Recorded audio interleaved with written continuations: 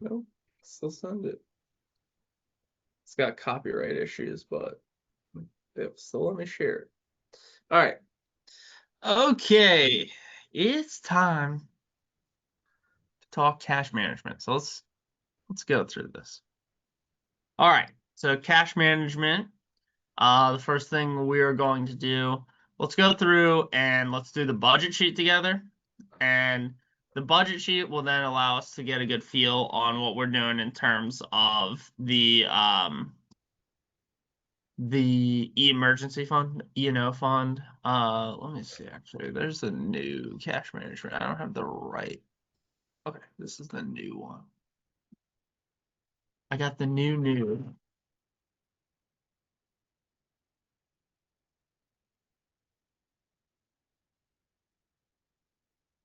Uh, well, we're loaded. We're loaded. What it? What it? What it? What it? If you want to go and take a ride. All right. And live. We're live. Look alive. All right. So, Colt, we're ditching the nicknames. I don't know what you were. It was like Alejandro or something. Yeah, you were I think Alejandro. it probably wasn't the safest name for us to have.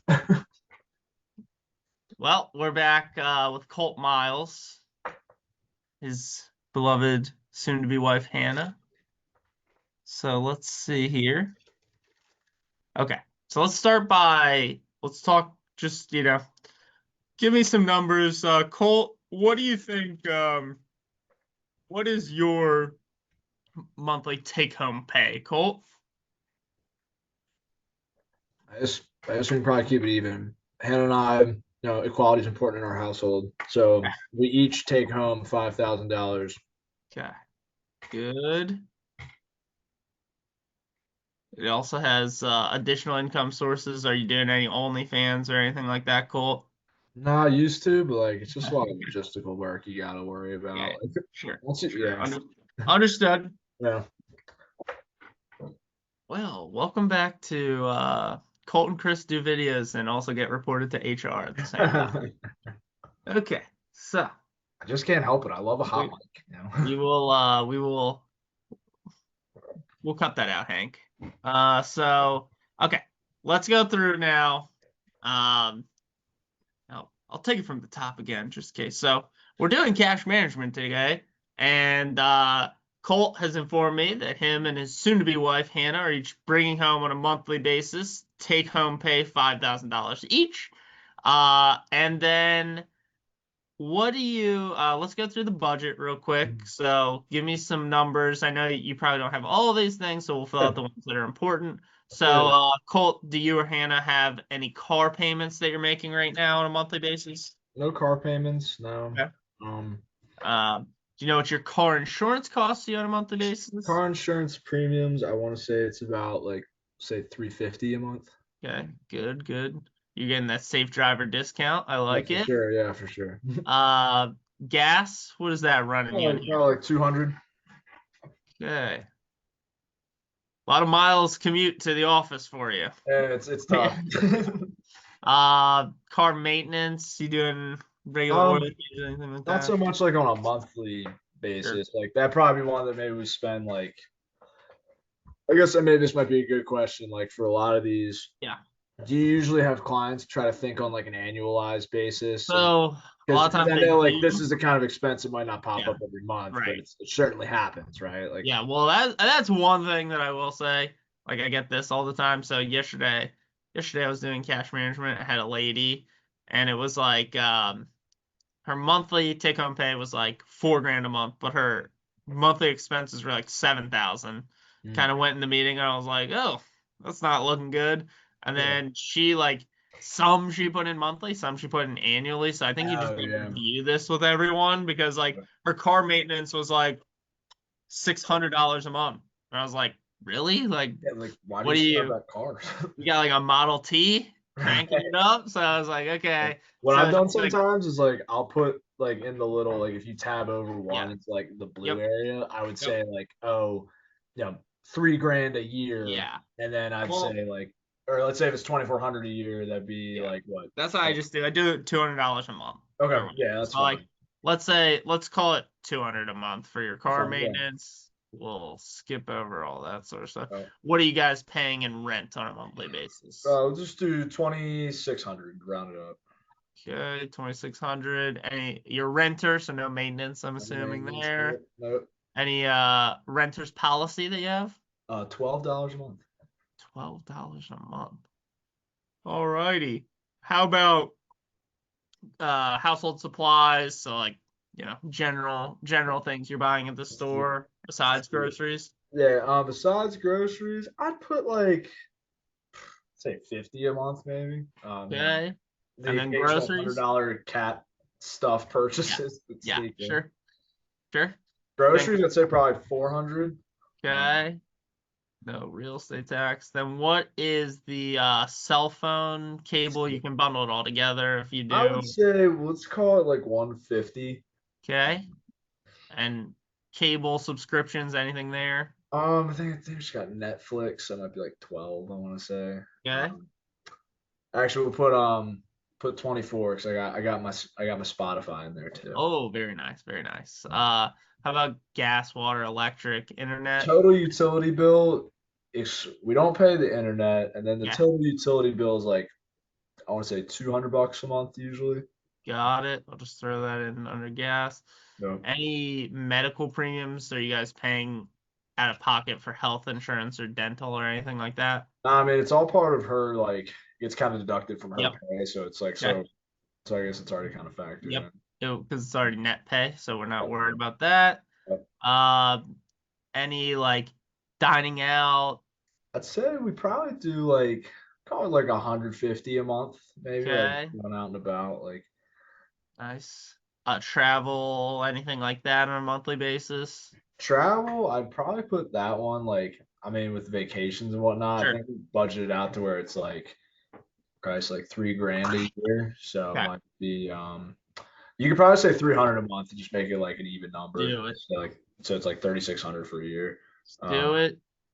Um, any new clothes, donations, anything like that you're doing consistently? not consistently. No. Like yeah, and dry cleaning's one. Like I actually just took myself to the cleaners, but like I can't extrapolate how often I do that. Okay. It'd probably be like, yeah, Let's call it you do a little bit of that, let's call it $50 a month. That's yeah. fine. Alrighty. So now your guys' budget, total spending's coming in at 48 or 46.86. So now against $10,000 in income, we have uh we're under budget and we have about 53.14 a month to Okay. spend. Sure. So then one of the things that I do after this, uh, so when you guys get direct deposit, do you guys do joint banking or do you do individual banking? Right now individual. So she has a Bank of America checking. That's where Okay. um you can keep Colt checking's fine. Okay. But yeah, we each have a checking account.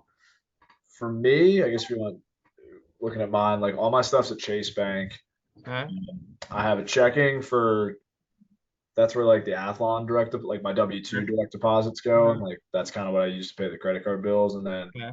I have a I have a second checking account for the commissionable stuff, like the 1099 income.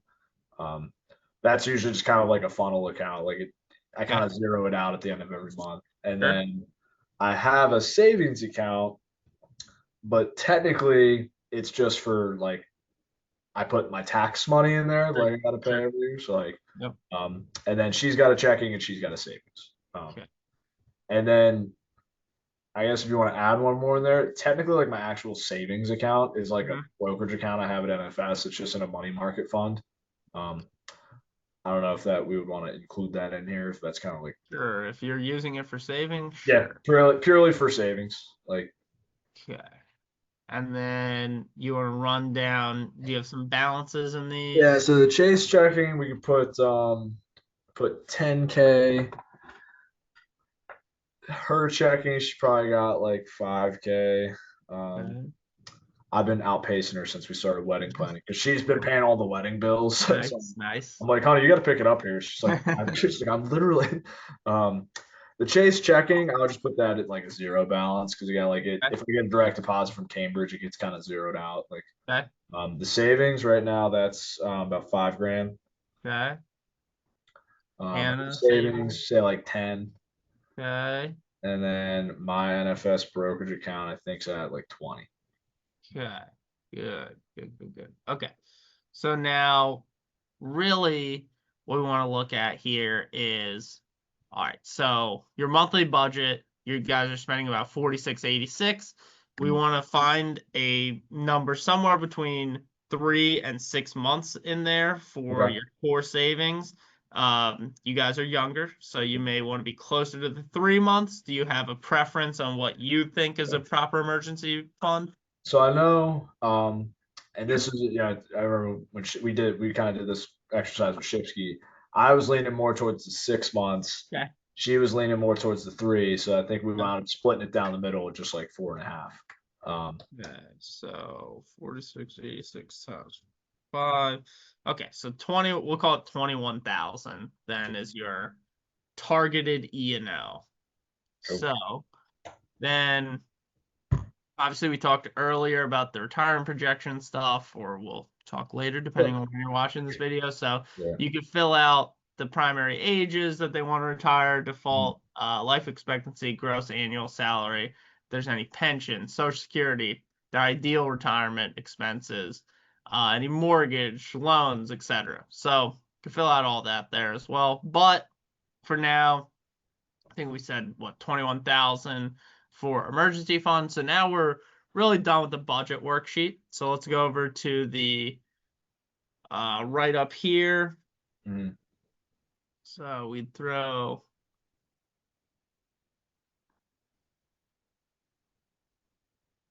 sugar. Got some lag here.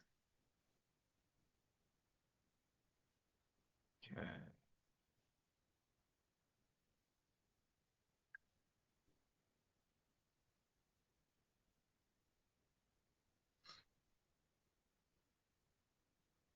Got it. Now Colt, you can come down here. Ooh.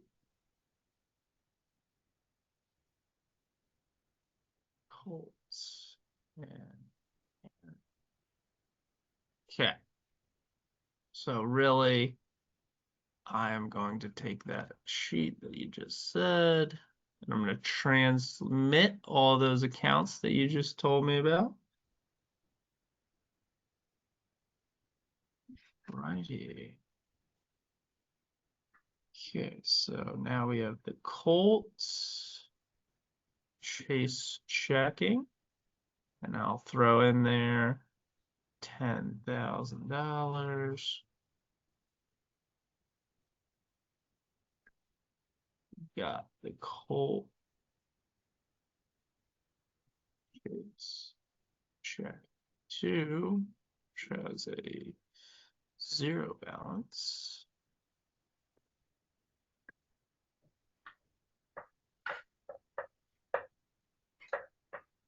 Colt miles, Chase savings, and that's sitting at 5,000. Okay,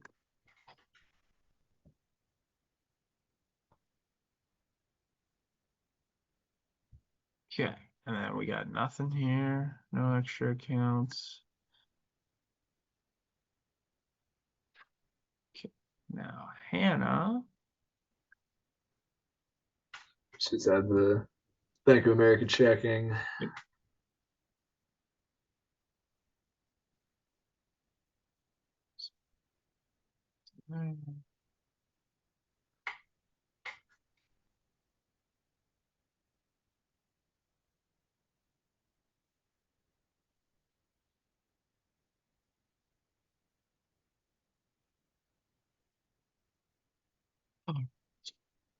All right, got that all in there now, so you can delete this stuff.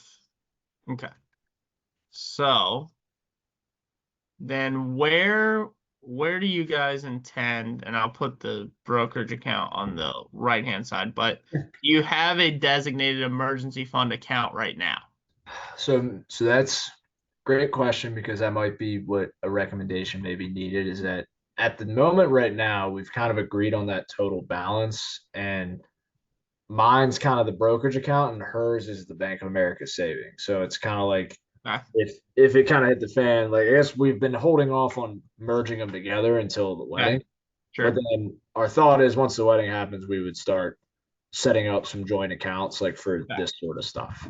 But for right now, it's a combination of her Bank of America savings and my brokerage account. Okay.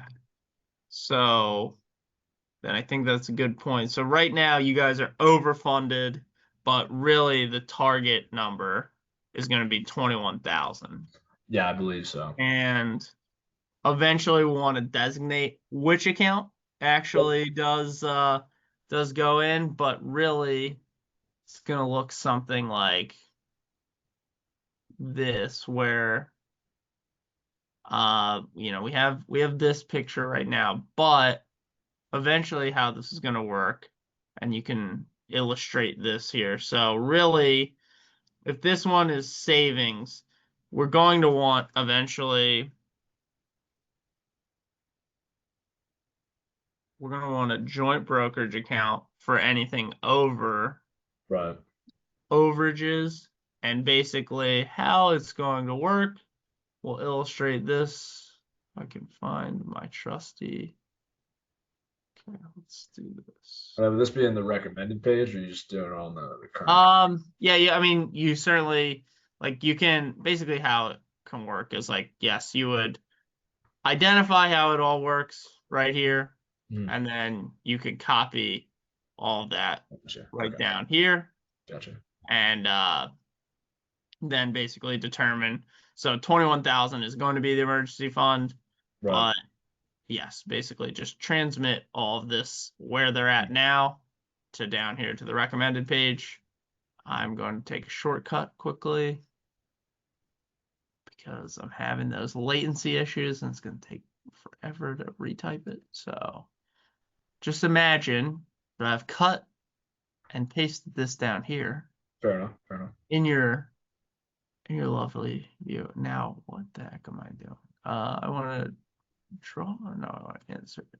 It's insert, and then it's Where is it? shapes, I Oh, think. shapes. Yes. Okay, Yep. here we go. There's a Now, your guys' funds are going to come down here. Oh, jeez. Jeez. hooey. Oh, Rick. Yeah. And now those funds are going to transmit here into the emergency account. Hmm. And then anything above and beyond 21,000, I want to come into this joint brokerage account. So you Right. start building that up. So really right now you can consolidate. And even I would talk to them too, yeah, in your scenario, you have two separate checking accounts. It makes sense, but maybe it makes sense to just consolidate them to one so we have less accounts. Some folks come in with a lot of bank accounts, so I really want to consolidate these down as much as possible. Yep. But then whatever that number is, whatever the account ends up being, let's say you guys do decide that it's the Colt brokerage is the official emergency fund. Then once that hits 21,000, anything above and beyond 21,000 will continue to funnel into the joint brokerage account for you.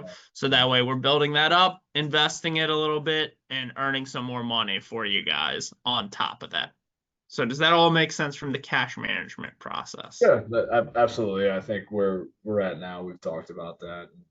Okay. We've always kind of kept it separately, but then once Yep. we do, it does feel like it's a lot of moving parts. So like once we do get married, I like the idea of like just consolidating bank accounts to where it's like we got one joint savings, that's the and then we have one joint checking, that's where all the direct deposits go into, and then similar thing on the investment account side where we can have a joint brokerage where we're getting all the extra money invested. So that Perfect. does make sense to me.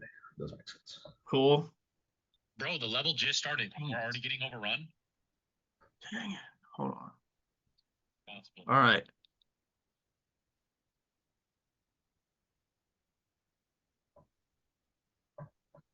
Now we're going behind the curtain. Did my sound effect work or not? I didn't hear no. Ah, dang it. I didn't heard know- something on your phone, but it sounded like you were still trying to fix it. Oh man, I wanted to put a record scratch sound effect in there.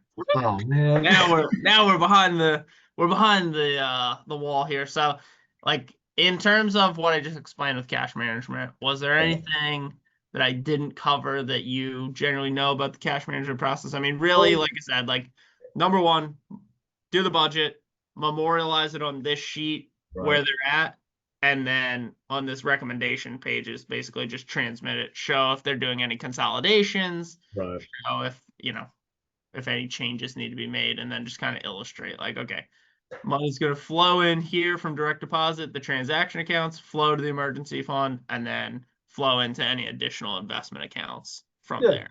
No, I mean, and so I've always liked this one a lot because it is that kind of foundational spot where, like, I like how we started doing the budget with Yep. pretty much everyone because more often than not, most clients don't even have a budget to start. So, Yep. like, they come to us and, like, so kind of helping them go through that exercise and be like, how much do you spend on this? Like, oh, I don't know. And, like, teaching them how to look at their bank statements, like, figure that information out. It's helpful for that data too because if we looked at my budget here hypothetically, it's like, all right, Cole, like according to this, you have $5,000 of it disposable income every month, like, Sure. and then by that logic, we should be able to then create a retirement projection that shows, hey, like we confirm these numbers are accurate. We should get this money invested, and like, and Yep. kind of make it more like a solidified plan, and kind of like you and I talked about in the past, like kind of coming back to clients and holding them accountable and being like, hey, we told you, like, and so if they say, well, why am I not on track? It's like, well, we told you that you said that you spend this much, so we were able to interpret that you have $5,000 to save, but for whatever reason you're not sending that to us. Like, what's Yep. going on? Like, what's Yep. the so it's helpful for us as advisors on the accountability piece to kind of put some math behind the recommendations. Yeah. And then I guess after the diagram, do we go to like the actual write up like Word doc next, or?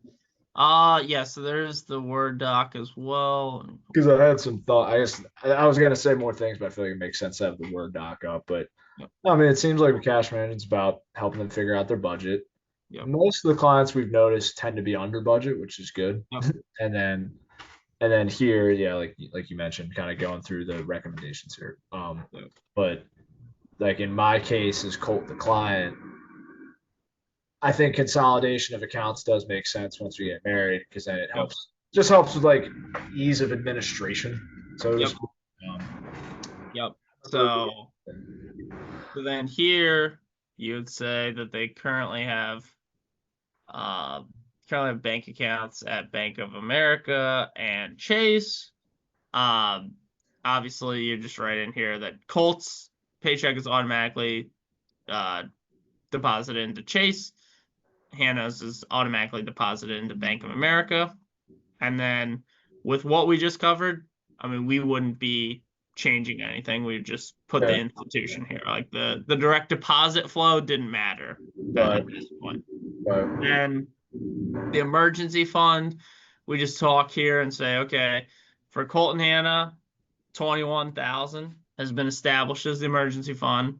In this situation, it would be the NFS brokerage account that we talked about. Okay. Emergency opportunity. And right now, these guys are overfunded. So, because total in cash, you had 20,000 in the brokerage already, and then you had like 30,000 more in cash. So we would right now say, let's see what the total is here.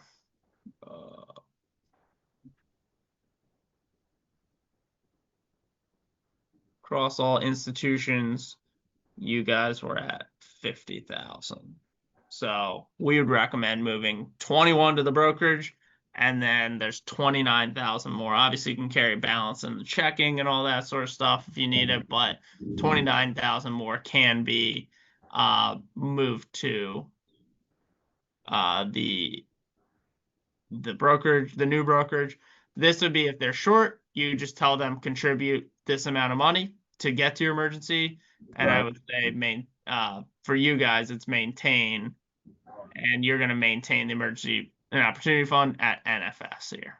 Yeah, and one thing I was realizing too, which I guess would be like a good talking point, is like kind of using me as that scenario. I had 10 grand in my checking, and she had 5 grand in her checking. Like a lot of times when I was an advisor, I would say like, hey, is there a particular reason you're holding that balance in there, right? Like, Yeah. And I've had clients say like, oh, I don't really have a reason. That's a good point. It's like, well, how much do you kind of need in there? It's like, oh, I don't need that much. So, like you said earlier, like, Yeah. maybe getting our money working for us and getting it Yep. out of zero earning accounts. Well, that's another thing too. Like checking accounts never have any interest. Sometimes savings can get 3 to 5% depending on the interest rate environment. So just making sure they're getting something on the money rather than sitting there doing nothing if we can. Yeah, because even doing this exercise, I was like, I just thought I was like, I don't know why I have 10,000 sitting there. Yeah. It's like I kind of built up a little bit from tax season, and Yeah. I was like, I probably should move a little bit of that. So Yeah. doing this video, I was like, I need to move some of that out. Yeah. Yeah. So, Then thank you, invest- Advisor Chris, for helping Of me. course, no problem. Then the investment portfolio just talks about, okay, where are all of your actual investment accounts? We didn't get too much into like, okay, you have Roth IRAs, all that sort of stuff, but you can list out where the investment accounts are and see if they need to consolidate any assets. In this scenario, there was no need for consolidation. What I've also noticed too is a lot of times with this particular section, Mhm. by the time that we've even gotten here, we've kind of already done 1 and 2 because like they Yeah. had outside accounts, we got them all transferred fast, like so typically that kind of handles itself. So I think- which is a good thing because it's like the onboarding process and the proposal kind of takes care of that. Yeah. Like, let's get I everything- think this is an area too to like be like a stopgap if they haven't consolidated everything or moved it over yet. Like it's just a reminder, like, hey, we need to get on consolidating everything here. Oh, for sure. Good.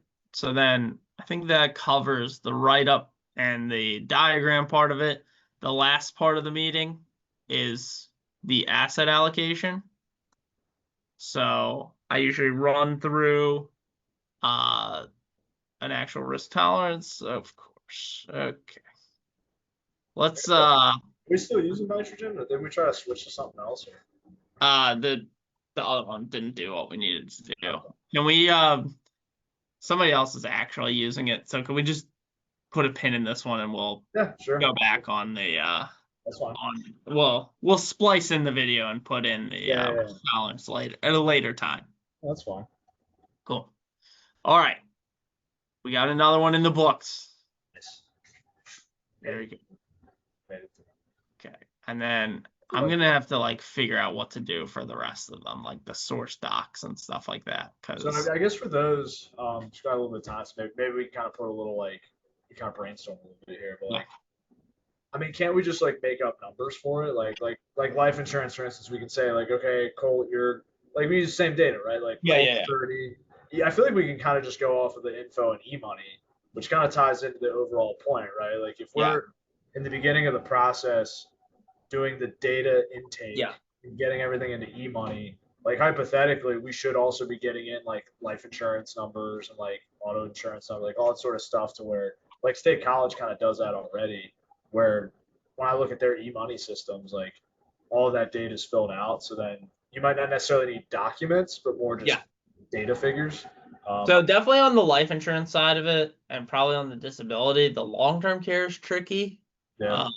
Even that one, like I don't know if we really can have it because with the insurance, like the long-term care ones, I feel like the whole bigger picture with Athlon is like the advisor's not even really presenting it, right? Like it's like the it's like well, that's what I was thinking. Like maybe for long-term care, definitely, but possibly even for life insurance, maybe we just get Andrew Perlin to actually do that one, and the auto and home as well. Like maybe he can just present those three, and then I think pretty much like then the tax analysis, that's gonna be the only other tricky one because there's just like sensitive data, but we can figure out how to do I mean, we might be able to do the tax analysis. Like I'm fine doing the tax analysis one if it's like my stuff where you don't have to necessarily show the part where it has my tax return, but like doing the assessment, because that's just showing data point. It's just showing like dollar figures and stuff. There's no sensitive information in there.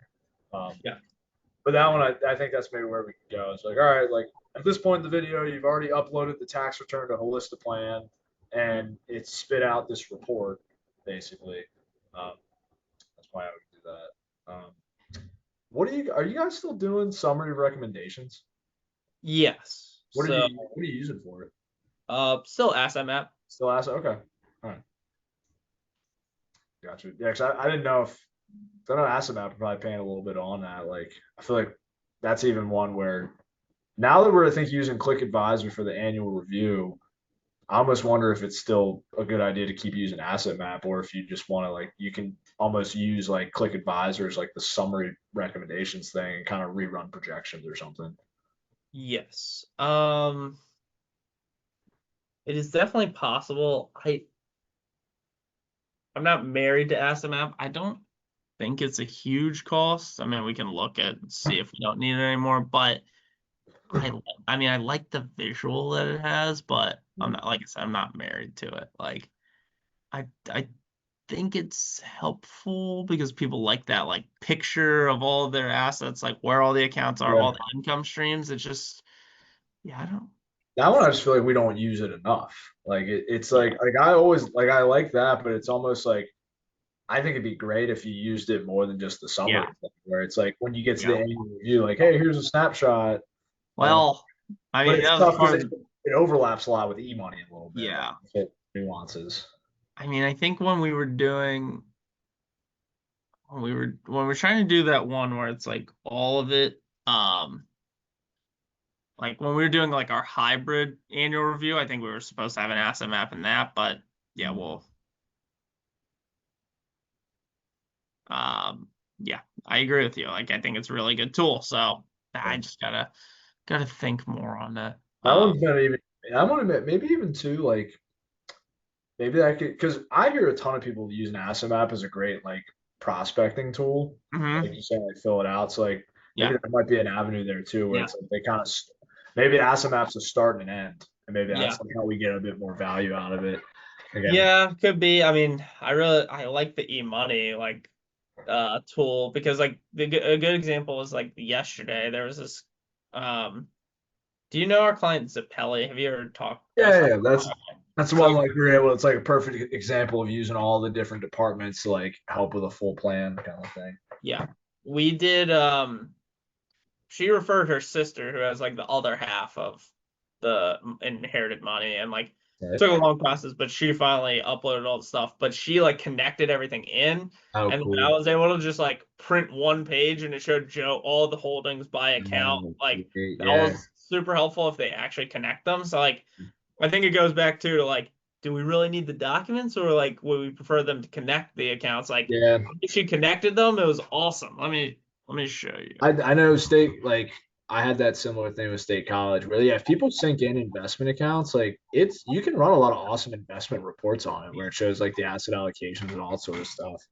Um, yeah, I think what we're talking about here is like on a more philosophical level, like yeah, documents versus like synchronizations. I think like I have seen plenty of firms that when it comes to like using e-money, like they'll make their service team like essentially like sit down with the clients and force them to sync their stuff up. Um, like as part of that whole onboarding process. I've always thought it's a good idea. I mean, a lot of these are always good Yeah. ideas. It's just about the execution. Yeah. Sorry, Mark Hood is texting me.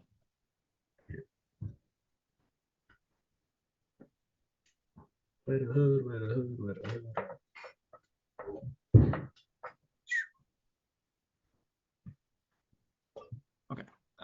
Give me 1 second. Yeah, that's your time. This is the right one, right? The ensemble practice. He was asking me like the ensemble book. Yeah, that's it. By Philip Televiv. Okay. Super Russian name, right? Yeah. Give me, what was I gonna do? VIP access. Sorry, I'm trying to pull up. I was gonna show you that report that I was talking about.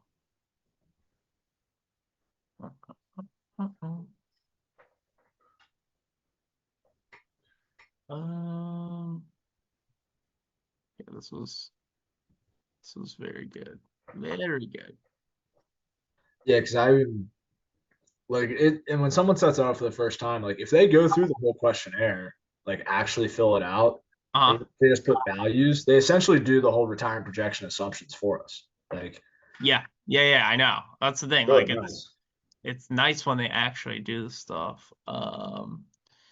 Okay, so those investments, let me show you this. Screen 3.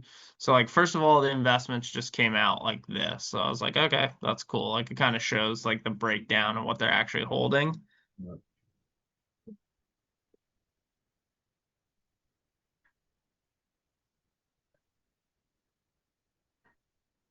And then there's this one. What did I do? Just give me 1 second because I think it was this one. Holdings detail. Mm. Yes. So now like all of the accounts have all of the holdings in Right. there and all the balances. And I don't know if Joe could just like he might just be able to like sync this in if he did, but regardless, it's way easier for him to just be like, okay, boom, boom, boom, Yeah. and plug it right in to Yep. everything. It's annoying because when it looks like this, it's awesome. Like Uh-huh.